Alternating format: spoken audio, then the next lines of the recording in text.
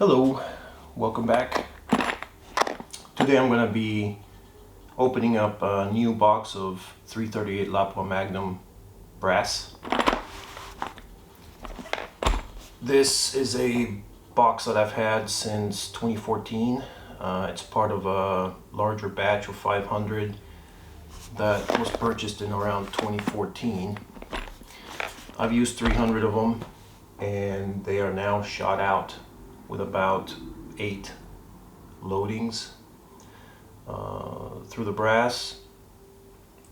I'm going to do things a little bit differently this time, and I am not going to neck turn these because that's what I did on the initial batch.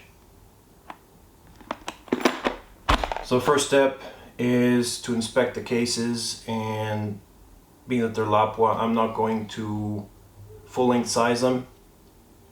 I'll just use a case gauge for the caliber, just to make sure that there's no damage to the bodies or that any of them are outside of the headspace parameters. All I'm going to do is I'm going to touch the necks and expand them with a 2/1000 under expanding mandrel. I'll measure the neck wall thickness just to make sure they're consistent, and I'm going to essentially just use a FIREFORMING load to get these sized in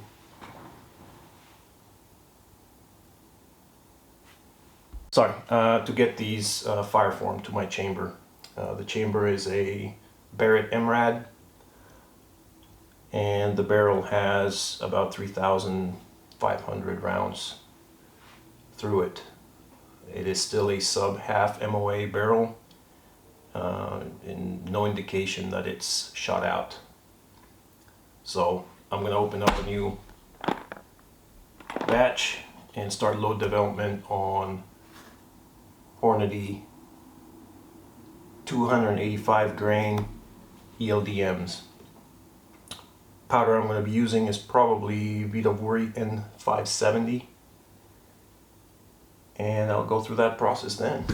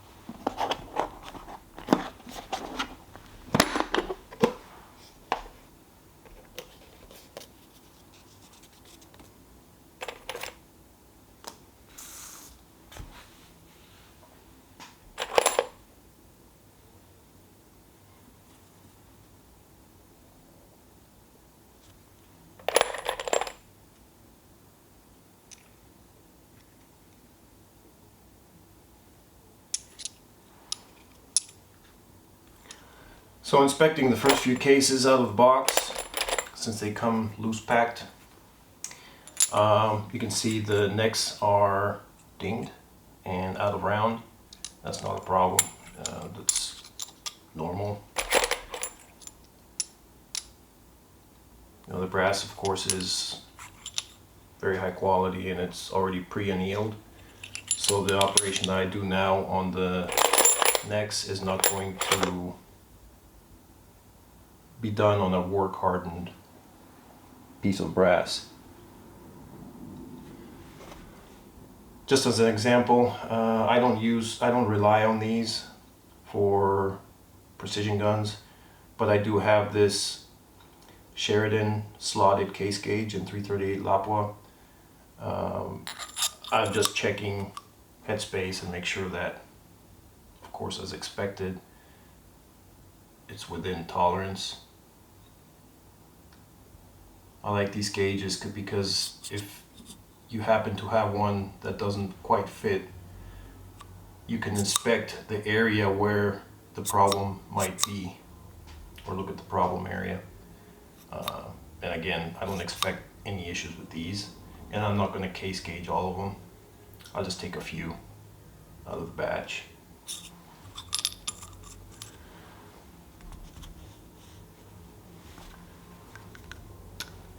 The neck operation is just going to be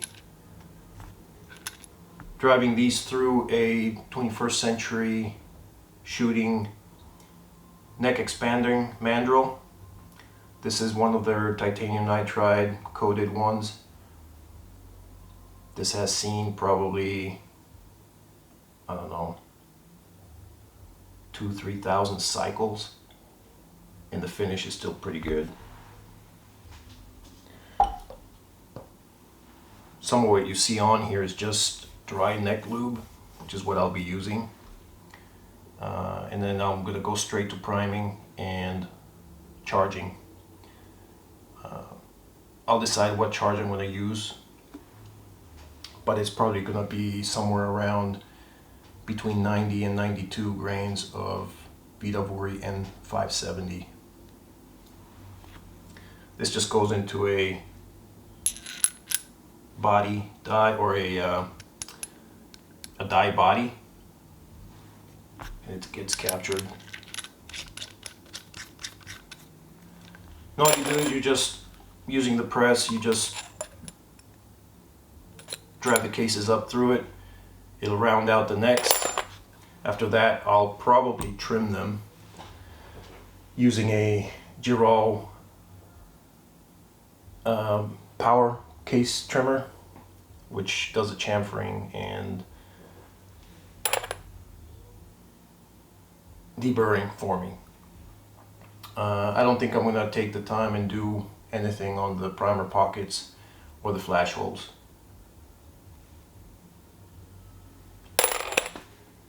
And that's it. We'll come back later for that. Yeah, one other thing. I like to measure the thickness of the necks. And I use I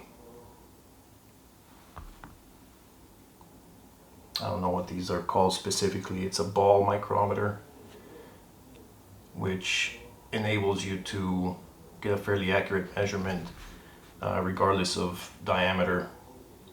So I'm just going to, hopefully this comes across, but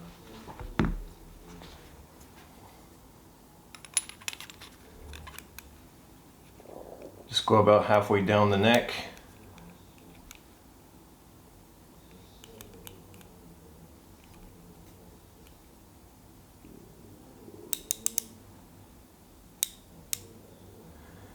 And I am getting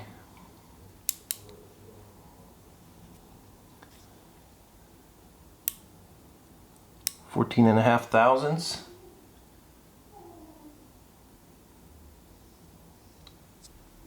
In this location,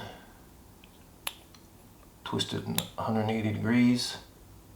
Actually, there's a ding there, so I'll use it on another brass and get an average.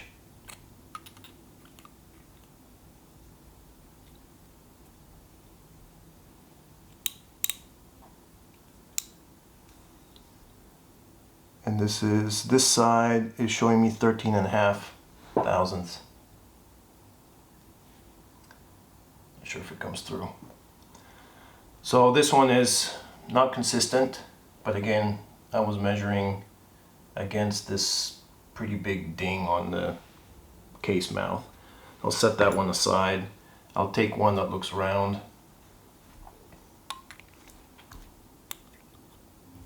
Perform the measurement again.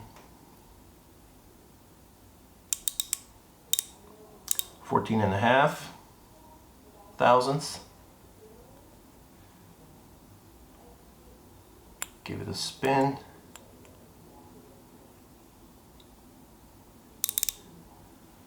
And right at 14 thousandths. So this one is pretty consistent. I'll do 2 or 3. I don't think I'm going to do all. because honestly,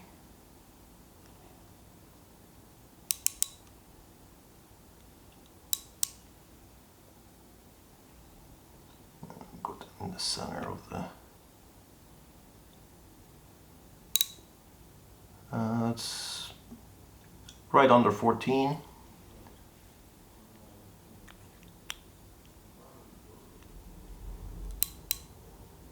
And right under 14. So we're working with a 14 thousandths neck thickness. I guess I said diameter before, but it's neck thickness. I am just measuring how thick this is for the purpose of if I want to neck size using a bushing die, then I add those numbers or take those numbers into consideration whenever I'm sizing a bushing, which I haven't done a bushing sizing in a long time. I just full length size with no expander ball, and then I expand the neck with this mandrel, and that gives me a consistent 2 thousandths of neck tension round to round. Right, so got my brass.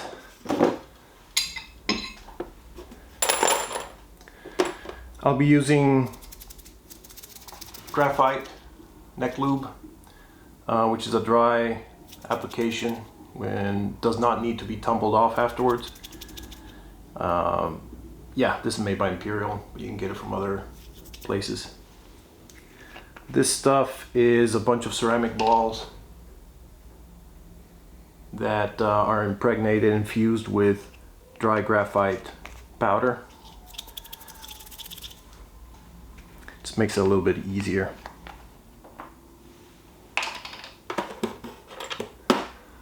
Take the case,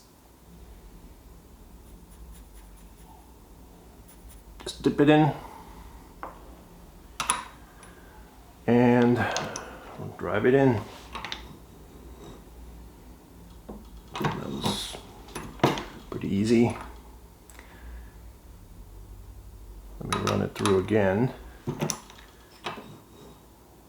That neck was a little bit really dinged up.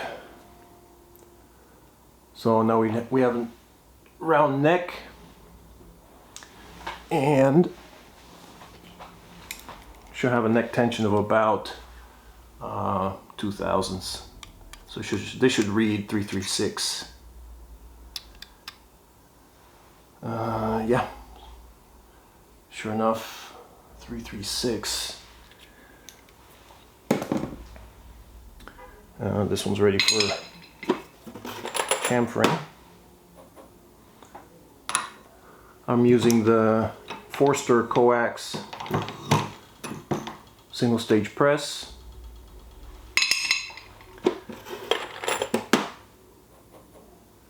It's a nice press. I've had it for a long time.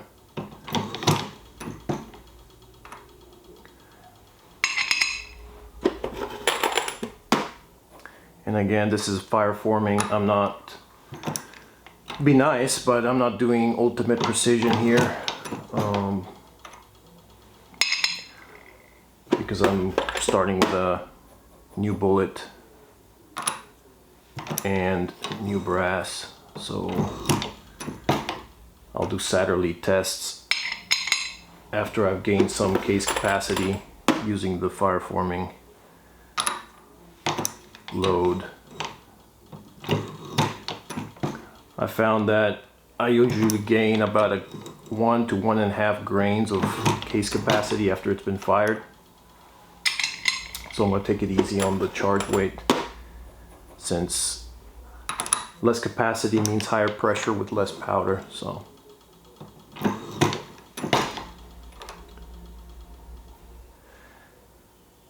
and again, I'm not a bench rest shooter, and I'm skipping a few steps in the interest of time for this first load, and I'm just shooting steel at 1000. That's really all I'm doing.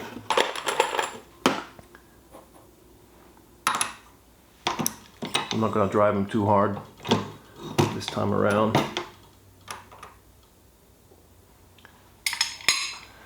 And I'm just going to do 50 for this batch. There's 100 in this case, but I don't know. I may load all 100. Get the fireforming done and out of the way. It's a bit expensive to do that, unless you've got a known good load.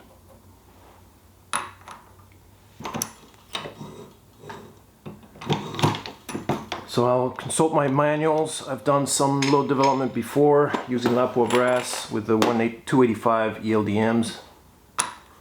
I'll reference that and see what my velocities and nodes were. Take that into account, so I'm not just wasting bullets. That's fine. I'm just gonna do 50. See how they shoot. There are people who can do the load development off of new brass and call it a day. But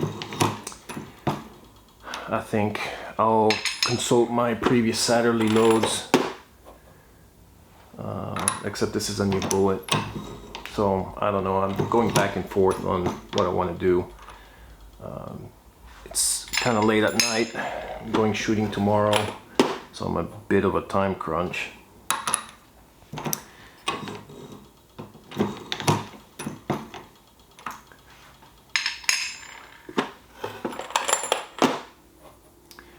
That's it. I'll do all these. I'll chamfer and deburr the cases. I don't think I'm going to do that on camera. I'm just going to use the hand tool for that. I'm not going to trim. I'll do the trimming after the first firing is done and over with. We'll see you then. Right, I'm back again, and I've got my brass necks expanded and pretty round, and I'm just going to see if I need to trim or not. 2.717. Let's see, what is the book value? 2.71.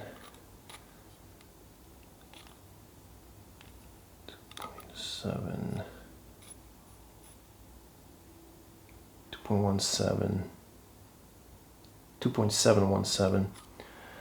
I don't think they need trimming, but they do need a chamfer and deburr, and I'll just use this Lyman VLD and deburring tool. So just give it a couple twists, and then on the outside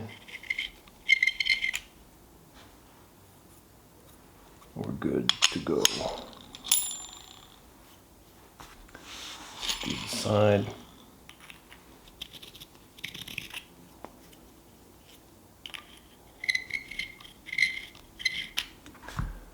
Noise is annoying, I know.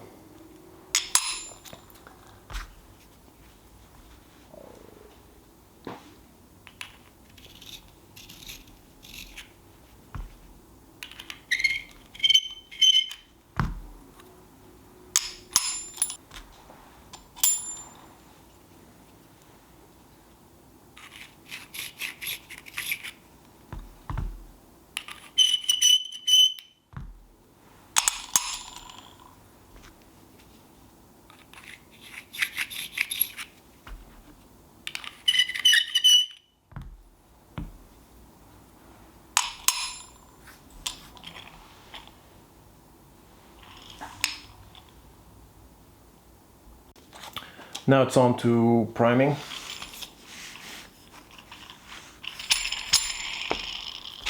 And I'm using Federal gold medal, the large magnum rifle. These are the GM 215Ms.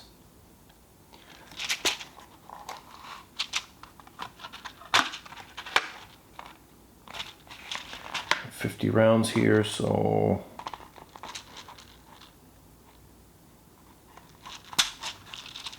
get to it from the other end.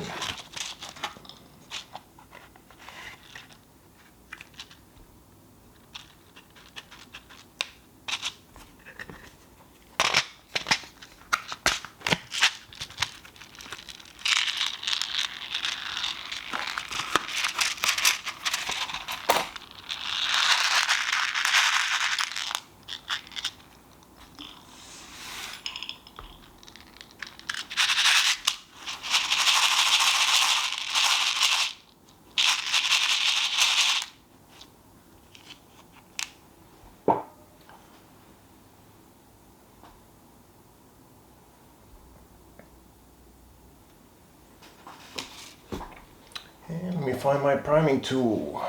So here's my priming tool.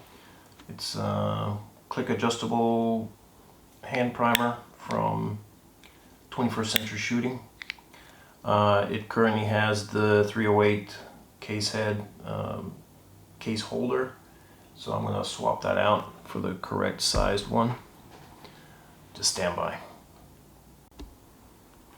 Okay, so I got the new shell holder, and it's simple to change out. Just unscrew this collar, unscrew the shell holder, put the correct one on, and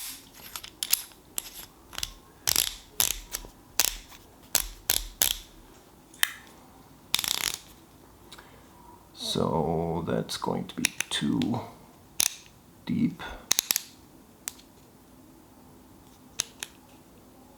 All right, we'll see if this this should get it close enough, and I'll adjust it later. So stick the primer in, press it home.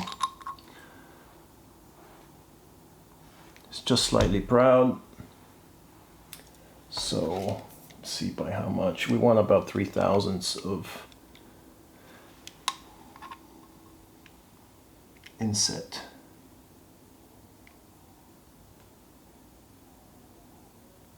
So it's actually dead flush, half a thou. So I need to click it in about 2/1000 and try again.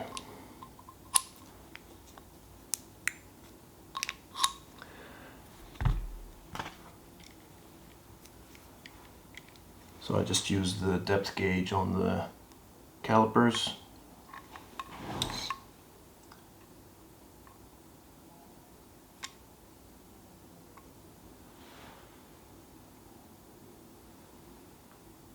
So that's 1.5 thousandths inset. I want to go a little bit deeper. 2 more clicks. That should give me 3. Between 3 and 5 thousandths is good enough.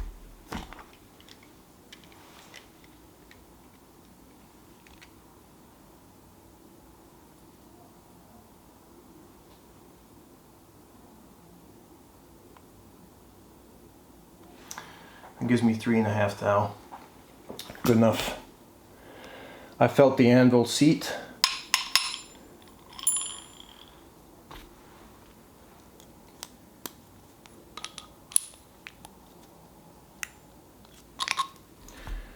And just gotta make sure they're below flush.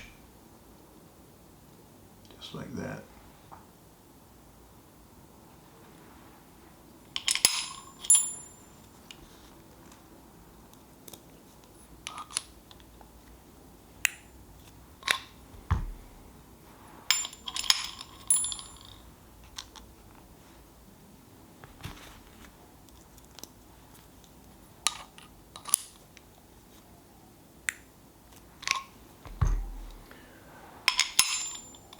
It's always a pleasure seating primers in new brass because the pockets haven't been clapped out.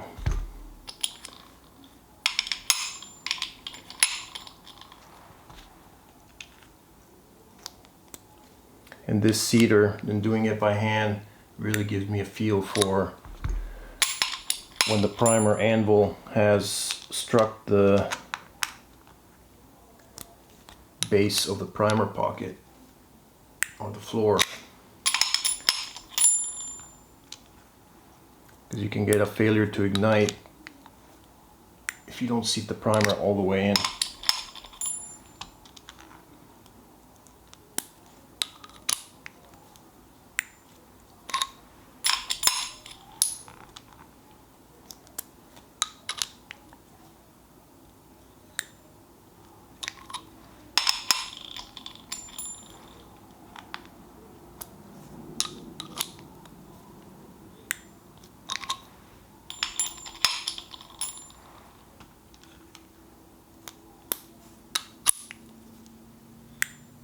And again, I am wearing eye protection.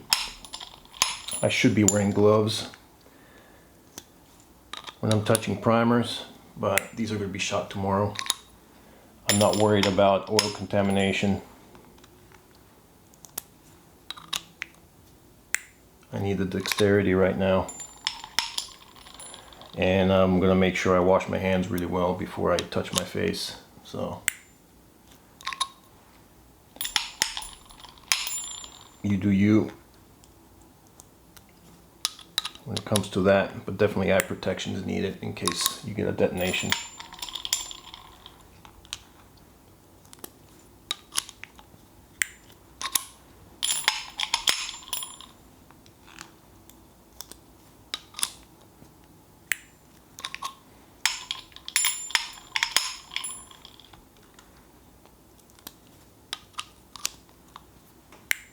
Of course, point it away from you and away from your tray of primers. Goes without saying, you gotta use common sense.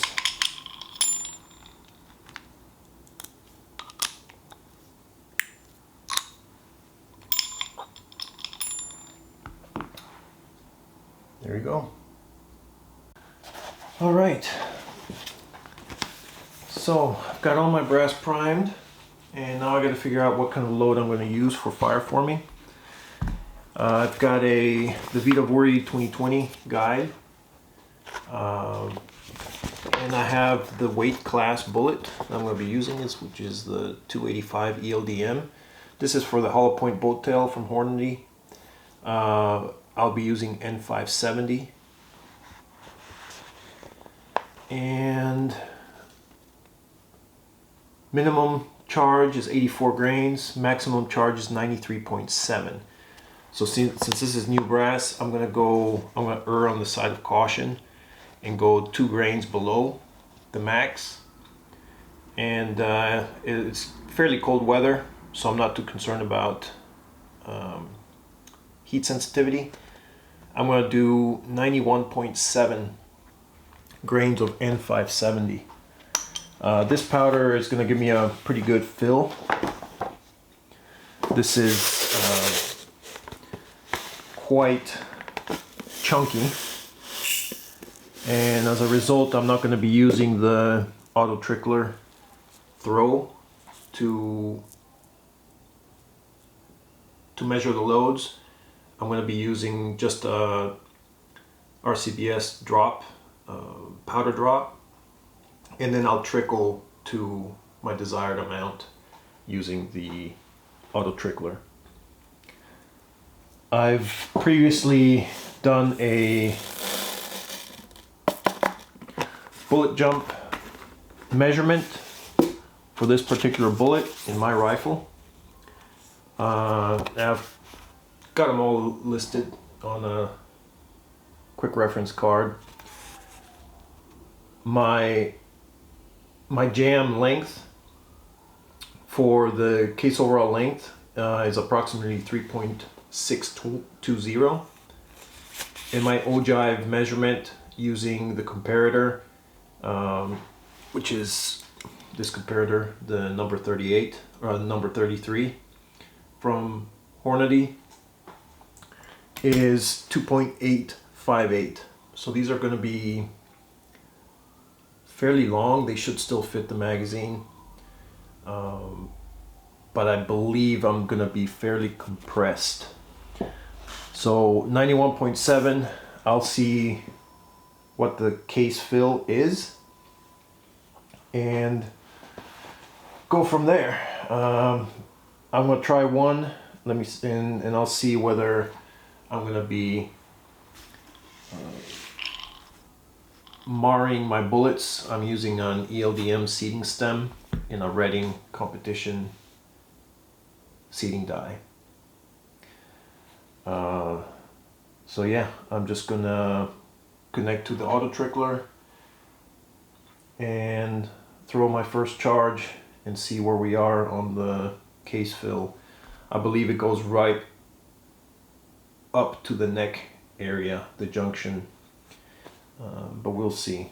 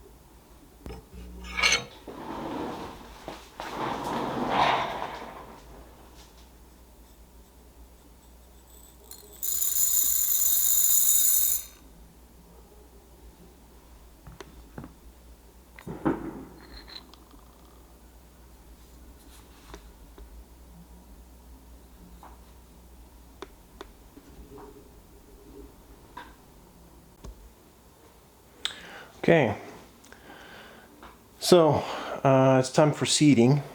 I'll be using the 285 ELD-M.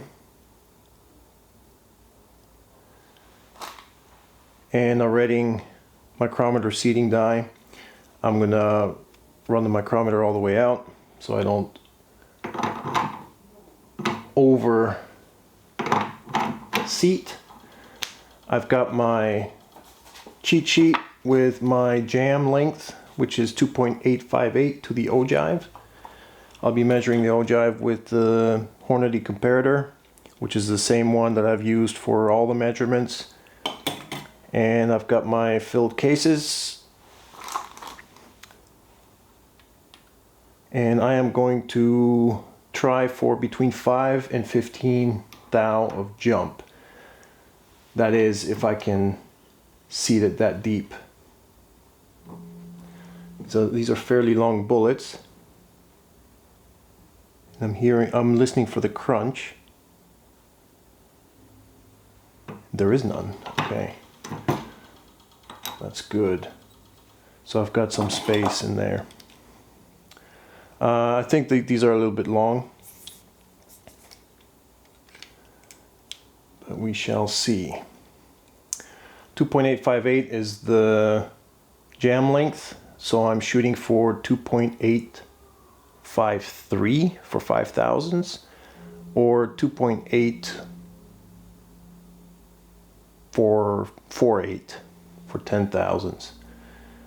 I've got ways to go. I'm at 2.97.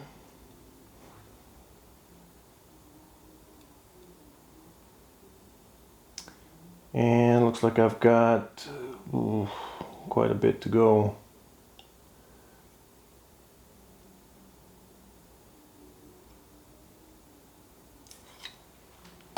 .97. So at least, let's see, let me do the math here.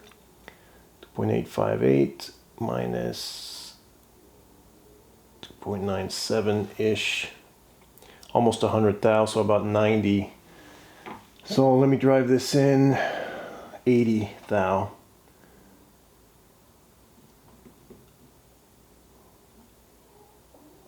Turn is 50. All right, let's go there. I think I'm 60 thou. Neck tension is nice. See what we got here. 2.883. So I've got 30.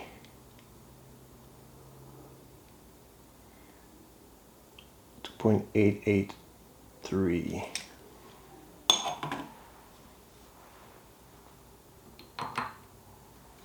So let's go in 30, 10, 20, 30.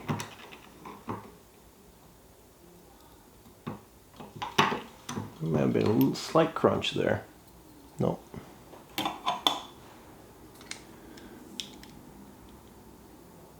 .853. So I am now at 5 thousandths jump.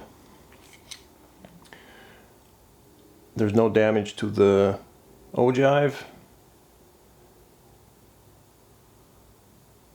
A slight mark. I think I'm going to stick with 5 thousandths jump.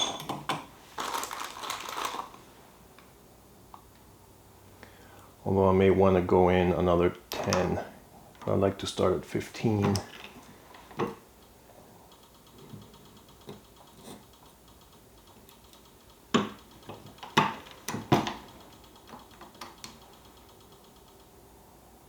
Looks good.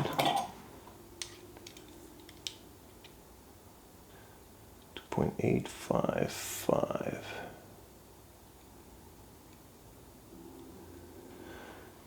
.855 though, so I think I'm gonna come in another 5 thou.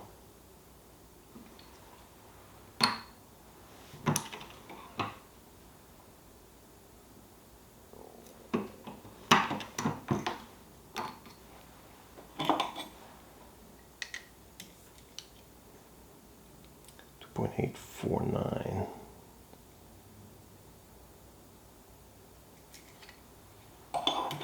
It's about 10 thousandths. Let me check the overall length. Make sure I can fit in the mag. I know I can. 3.617. That matches a cheat sheet for overall length. I believe the manual calls for a nominal length .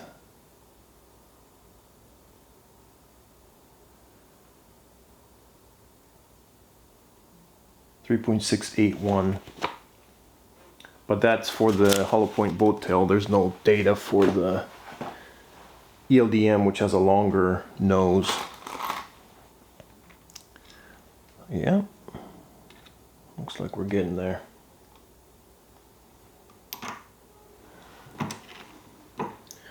Neck tension might be a little bit excessive. I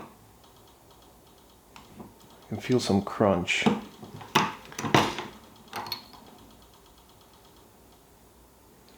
On this one specifically, which is powder not settling, 2.849. So that's good. Powder is not pushing the bullet back out.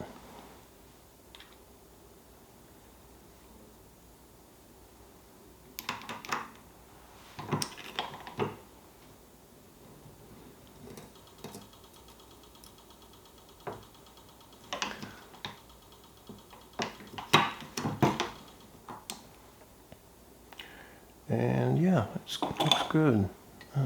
I think the neck tension at 2 thousandths is fine. 2.85.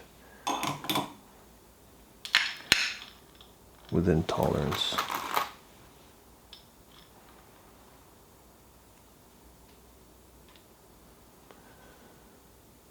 Some of these do have a little bit of graphite lube on them still.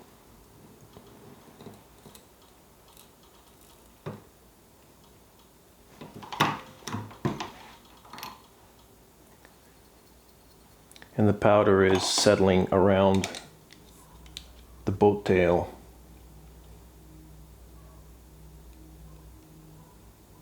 .852, 2.852. They seem to be growing a little bit.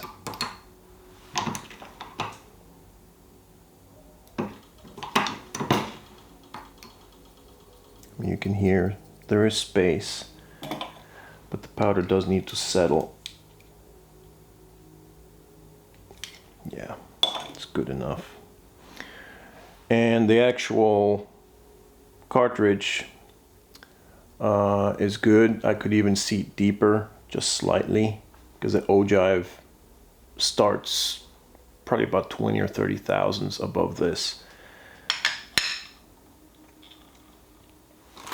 So they're essentially right in the zone.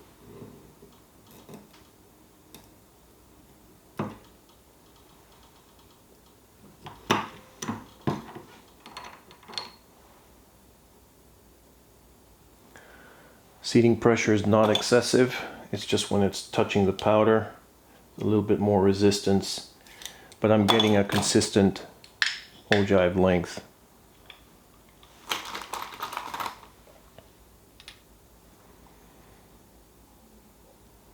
So yeah,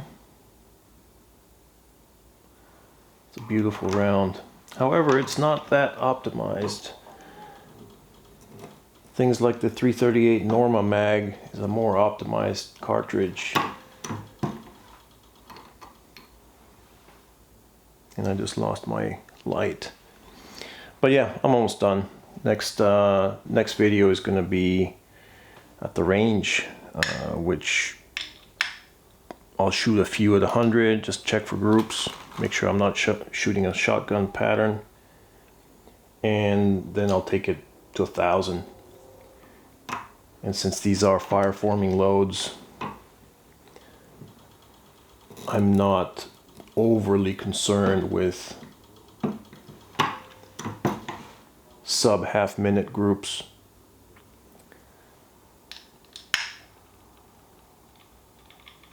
Hope you enjoyed this portion of it. Next time we'll be at the range. See you then.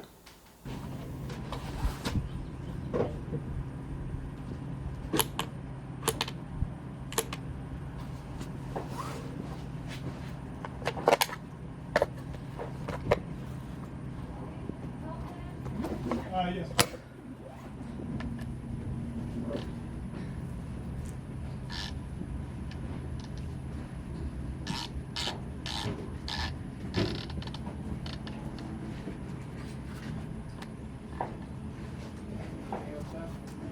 All right, now for some zero confirmation with some Fowler loads. Ears? Ears, yes, sir. All right. Vihtavuori N-570, I'm trying a new load using some Fowler rounds, which I've loaded before. This is not the actual load. Just gonna be trying checking the zero because barrel's been removed, it's been cleaned. Need to make sure I'm still on. I'm gonna try.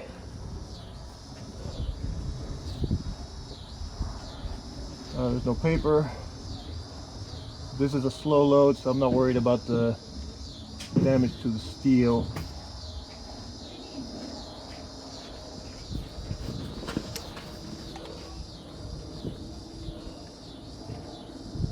Okay, let me see here.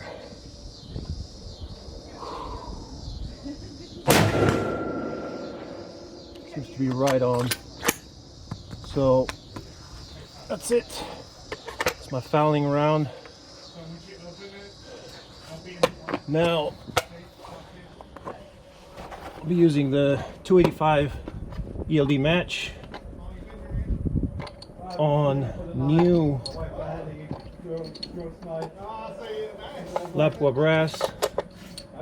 These are FIREFORMING loads, but I'm just going to go straight to 1,000. And with today's wind, which is about between 5 and 10 miles an hour, see if I can get a first round hit with this. Stand by, let me just set up the lab radar first, and then I'll shoot. All right, finally got the lab radar set up.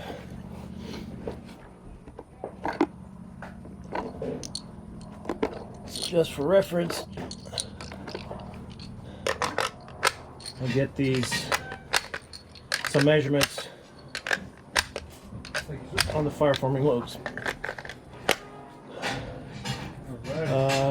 It's Vihtavuori N-570 338 Lapua magnum, and let's try first round hit at 1,000. What did you bring up today?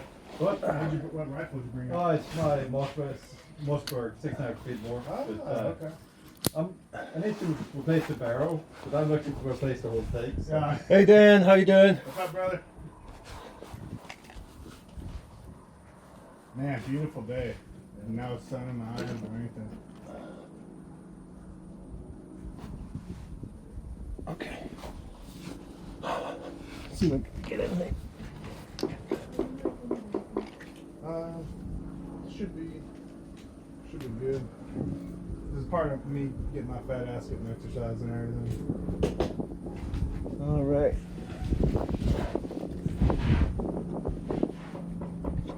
Okay. So we're looking at 7.8. I'm going to do 7.9. Wind is brisk from the left. So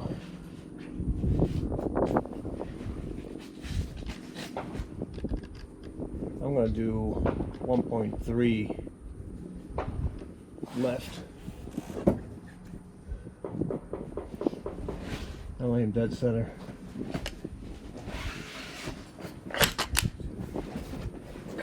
Here we go. It is 1:35. Time code purposes. Ears? Space. Everyone have ears on? Yep.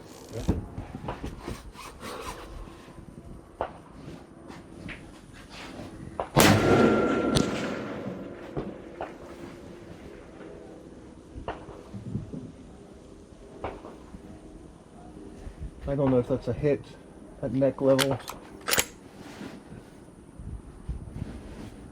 Brass looks good. Velocity is 2696.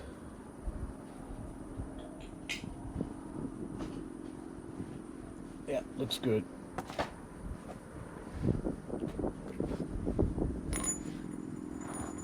I don't know if I hit. The scope is blurry because I got this tactacam on it, and I can't see. I can't take the parallax out or focus the reticle. Let's try a second shot. Brought out 185 Lapua CNRs. That's the factory. I aim a little lower and more to the left. My promise is I get to keep the brass. Yep. I see dust. I believe it's low. Brass is still good. 2708. Let me go up 3/10.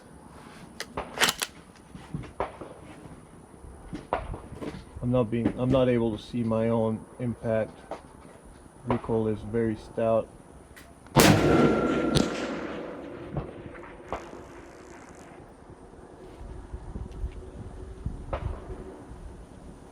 Have you tell. seen the scope level? The digital one? No, I haven't seen that. Yeah, so it's like wait, because you're looking through your scope and everything, and all you have to focus on is the light instead of trying to focus on the bubble. Yep. So it's a lot more. I can't tell if this is injector, I've actually been tattooing. pretty happy with it. There's a slight mark on the brass. Case head's expanded. I might be running too hot, which is still 2 grains below max. I'm not able to see my own misses or impacts.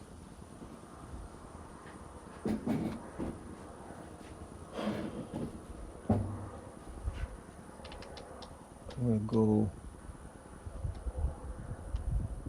low.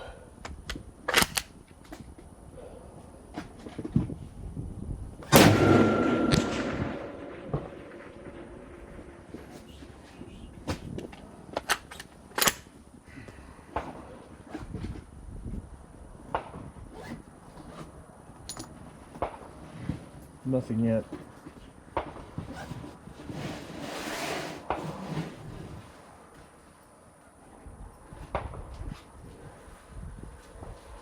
Yeah, I'm gonna have to fix this. I can't see.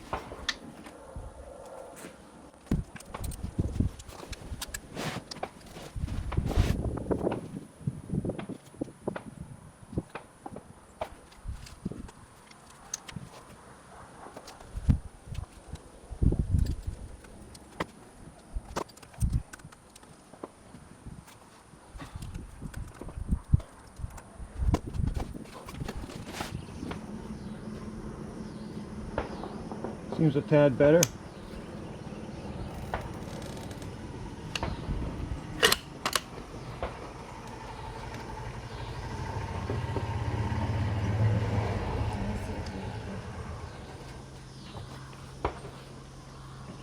Okay.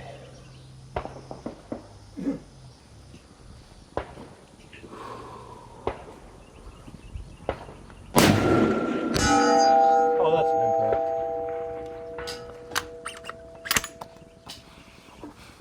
So this is 4th round in. Unless that first shot, I see a spot on the around the head area. I don't know if that's an impact or if it's just some marking. Usually we grill, but we're going at Surfer. Okay. That place up in Eagle Lake Town Road. So let's put a group Yeah. out there. You've been there, right, before? Where? The restaurant that we're going to go to? Fried alligator. I'll try anything once. Huh? I'll try anything once. Yeah, So- I'll pass you one there because it is amazing. It's like chicken, right? It's going right where I'm aiming. Better. Like fried chicken Okay. should like this. Yeah, it's not gamey. Like a gamey taste.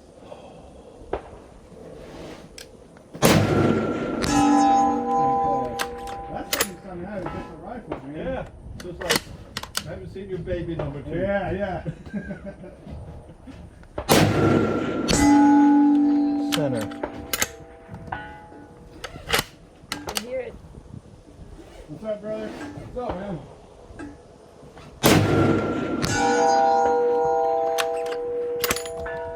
There you go.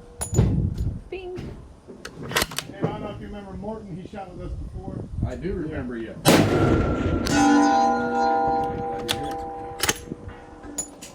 They do. And I think those impacts are coming Still through. smoking? So now I am What's that? gonna try a couple of rounds on the small targets. You say you're still smoking? Like a chin. Oh, yeah, hell yeah. I think so.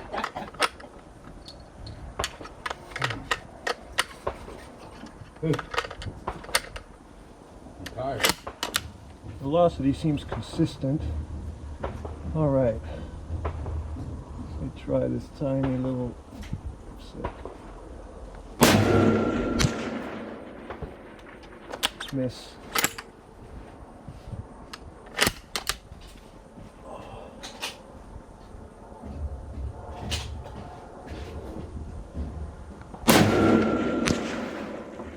They're going I had high. to bust my ass this morning to try to get here. Yeah, They're going high. So it looks like 7.5 Bender PM2 is the 25. And, with the USMC where it's used in the Marine Corps.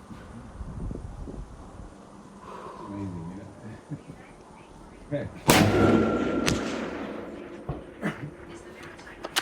I'm hitting all around that one. No. Looks like we're not that precise with this load, but it's hitting with authority at I didn't 1,000. expect you to have the unit jack on it. For the nostalgia, since the British sniper rifle, I thought it would be a pro bit, you know? Yeah. I do have. Ooh, that was a the miss. exact- So the company that sells this, I do have the American one ready to slap on there. Yeah. But yeah, I don't know. I've seen like the Yep. AW and the AEs and everything, so finally was able to. I sold my Jeep. Oh, slightly off the left. Wind has died down a little bit. Compensating too much. She went with the British camo for the drag. Center. My base is there's company Norway making That's it. casting Barrel has to cool. systems, Okay. which is very They're nice. starting to string a little bit, so System in it, so Yeah, that's see, I love Chico. probably about 10 impacts. I haven't counted at 1,000. Fourth round hit. Vendors too, like Possibly the first round hit, but I don't know if that first was an impact. Literally only one company makes this, Adlin Engineering, and